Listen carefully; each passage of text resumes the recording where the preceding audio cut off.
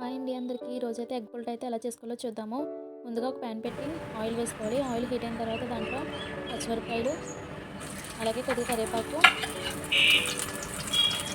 అలాగే కొద్దిగా ఉల్లిపాయలు,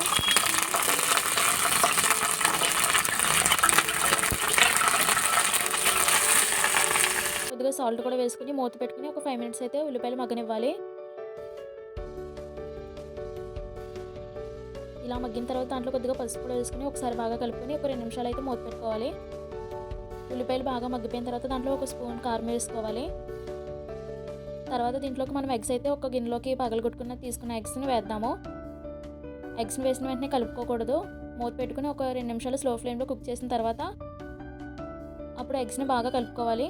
అంతే అండి, ఎంతో ఈజీ అండ్ టేస్టీ ఎగ్ పుల్ట్ అయితే రెడీ అయిపోతుంది. చాలా టేస్టీగా ఉంటుంది. సో మీరు కూడా ట్రై చేయండి. Thanks for watching. Please do like, share, subscribe to our channel.